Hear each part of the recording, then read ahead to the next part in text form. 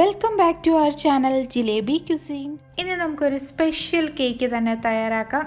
എല്ലാവർക്കും ഇഷ്ടപ്പെടുന്ന, കുട്ടികൾക്ക് ഏറ്റവും ഇഷ്ടപ്പെടുന്ന ഗീ കേക്കാണ് തയ്യാറാക്കുന്നത്. വളരെ എളുപ്പമാണ് തയ്യാറാക്കാൻ. നിങ്ങൾ ഈ ചാനൽ സബ്സ്ക്രൈബ് ചെയ്തിട്ടില്ലെങ്കിൽ ചാനൽ സബ്സ്ക്രൈബ് ചെയ്യുക, നോട്ടിഫിക്കേഷനായി ബെല്ലൈക്കണൂടെ ക്ലിക്ക് ചെയ്യുക. അപ്പോൾ അപ്ഡേറ്റ്സ് ഒക്കെ കിട്ടും. അതേപോലെ ഫേസ്ബുക്ക് പേജും ഫോളോ ചെയ്യുക.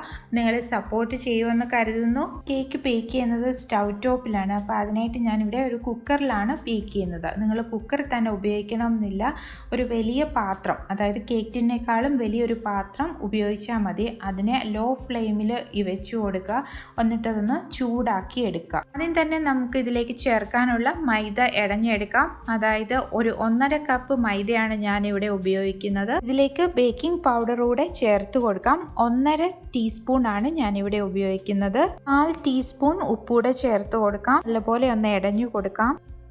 7 ഇഞ്ചിൻ്റെ ഒരു കേക്ക് ടിന്നാണ്. അപ്പോൾ ഇതിലേക്ക് ഞാൻ കുറച്ച് ഗീ ഇട്ട് കൊടുത്തിട്ടുണ്ട്. ആ ഗീ നല്ലതുപോലെ എല്ലായിടത്തേക്കും ഒന്ന് തേച്ച് പിടിപ്പിക്കാം. ഇനി ഇതിലേക്ക് ഞാനൊരു പാർച്ച്മെൻറ്റ് പേപ്പർ ഇട്ട് കൊടുക്കുന്നുണ്ട്. അപ്പം അങ്ങനെയാവുമ്പോൾ കേക്ക് ഒട്ടിപ്പിടിക്കില്ല. നമുക്ക് മുട്ടയുടെ മഞ്ഞയും വെള്ളയും ഒന്ന് വേർതിരിച്ചെടുക്കാം. ഞാൻ ഇതിലേക്ക് 2 മുട്ടയാണ് ഉപയോഗിക്കുന്നത്. നിങ്ങൾ ഉപയോഗിക്കുന്ന മുട്ട ഫ്രിഡ്ജിൽ സൂക്ഷിച്ചിരുന്നതാണെങ്കിൽ പുറത്തെടുത്ത് വെച്ച് റൂം ടെമ്പറേച്ചറിലേക്ക് മാറ്റിയതിന് ശേഷം മാത്രം ഉപയോഗിക്കാം. മുട്ടയുടെ വെള്ള നല്ലതുപോലെ ബീറ്റ് ചെയ്തെടുക്കാം. നിങ്ങൾ മുട്ടയുടെ വെള്ള ഒഴിക്കുന്ന പാത്രത്തിൽ ജലാംശമോ അങ്ങനെ പൊടിയോ ഒന്നും ഉണ്ടാവാൻ പാടില്ല. അല്ലെങ്കിൽ മുട്ടയുടെ വെള്ള പതഞ്ഞ് കിട്ടത്തില്ല. അതേപോലെ വിസ്കും നല്ല ക്ലീൻ ആയിരിക്കണം. മുട്ടയുടെ നല്ല സ്റ്റിഫായിട്ട് കിട്ടിയിട്ടുണ്ട്. അതായത് ഈ വിസ്ക് ഇങ്ങനെ എടുക്കുമ്പോൾ അത് പീക്കായിട്ട് ഫോം ചെയ്യുന്നുണ്ട്.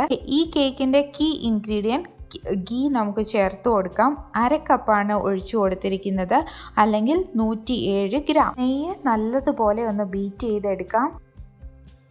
ഇപ്പോൾ ഞാൻ ചേർത്ത് കൊടുക്കാൻ പോകുന്നത് ഒരു 1/4 കപ്പ് അല്ലെങ്കിൽ 145 ഗ്രാം പൊടിച്ച പഞ്ചസാരയാണ്. പഞ്ചസാര ഈ സ്പാച്ചുല വെച്ച് നല്ലപോലെ ഒന്ന് മിക്സ് ചെയ്യാം. അതിനുശേഷം ബീറ്റർ കൊണ്ട് ബീറ്റ് ചെയ്തെടുക്കാം. മുട്ടയുടെ മഞ്ഞ ചേർക്കാം. ഓരോന്നായിട്ട് ചേർത്ത് കൊടുക്കാം. നല്ലപോലെ ബീറ്റ് ചെയ്ത് ഈ മിക്സിലേക്ക് ചേർത്ത് കൊടുക്കാം.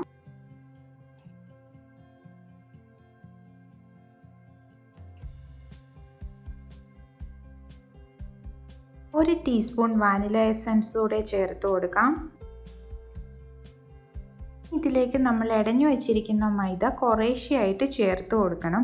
അതിൻ്റെ കൂടെ തന്നെ കുറച്ച് പാലും ചേർത്ത് കൊടുക്കുന്നുണ്ട്. ഏകദേശം 1/2 കപ്പോളം പാല് ഇവിടെ ഞാൻ എടുത്തിട്ടുണ്ട്. പാല് മുഴുവനായി ചേർക്കത്തില്ല, കുറച്ച് മാത്രമാണ് ഒഴിച്ചു കൊടുക്കുന്നത്. എന്നിട്ട് ഇതിനെ കട്ട് ആൻഡ് ഫോൾഡ് മെത്തേഡിൽ അതിനെ മിക്സ് ചെയ്തെടുക്കണം.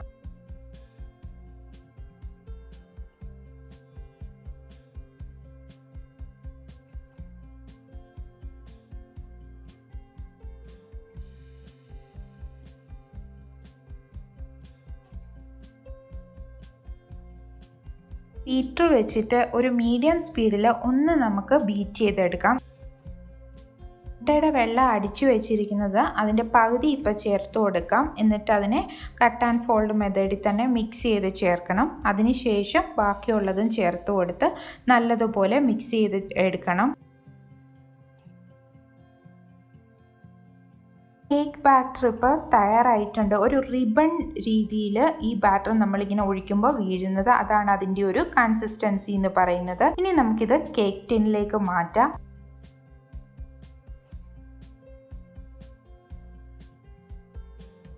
കേക്ക് ടിൻ ഒന്ന് തട്ടി കൊടുക്കാം. ഇങ്ങനെ തട്ടുമ്പോൾ കേക്ക് ലെവലാവുകയും ചെയ്യും. അതിനകത്തുള്ള എക്സ്ട്രാ എയർ ബബിൾസ് ഒക്കെ പുറത്തേക്ക് പോവുകയും ചെയ്യും. കേക്ക് ബേക്ക് ചെയ്യാം. അപ്പോൾ കേക്ക് ടിൻ അതിലേക്ക് വെച്ച് കൊടുക്കാം. ഒരു 40 തൊട്ട് 45 മിനിറ്റിനുള്ളിൽ കേക്ക് ആയി കിട്ടും. ഇവിടെ നല്ലതുപോലെ ബേക്ക് ആയിട്ടുണ്ട്. നോക്കുകയാണെങ്കിൽ കേക്ക് ടിന്നിന് സൈഡ് വശത്തു നിന്നൊക്കെ വിട്ട് വന്നിട്ടുണ്ട്. അതേപോലെ ഇപ്പോൾ ഈ സ്ക്യൂവർ നല്ല ക്ലിയർ ആയിട്ടാണ് വരുന്നത്. കുക്കറിൽ നിന്ന് പുറത്തെടുത്ത് വെക്കണം കേക്ക് ടിന്ന്.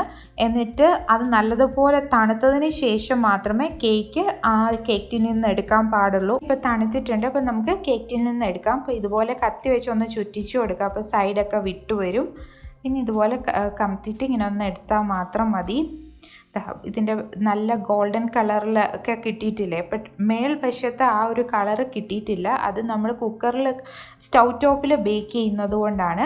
ഇപ്പോൾ ചൂട് താഴ്വശത്തല്ലേ കൂടുതൽ കിട്ടുക, അതുകൊണ്ടാണ് താഴ്വശത്തും സൈഡും മാത്രം ആ ഒരു ഗോൾഡൻ കളർ കിട്ടുന്നത്. ഇപ്പോൾ ടേസ്റ്റി ആയിട്ടുള്ള ഗീ കേക്ക് തയ്യാറാക്കി നോക്കാൻ നിങ്ങൾക്ക് ഉറപ്പായിട്ടും ഇഷ്ടപ്പെടും. വീഡിയോ ഇഷ്ടപ്പെട്ടാൽ നിങ്ങൾ മറ്റുള്ളവരുമായിട്ട് ഷെയർ ചെയ്യുക, അതേപോലെ ലൈക്ക് ചെയ്യുക. നിങ്ങൾ ചാനൽ ആദ്യമായിട്ടാണെങ്കിൽ സബ്സ്ക്രൈബ് ചെയ്യുക. അപ്പോൾ വീണ്ടും കാണുന്നത് വരെ ബൈ ബൈ. Thank you.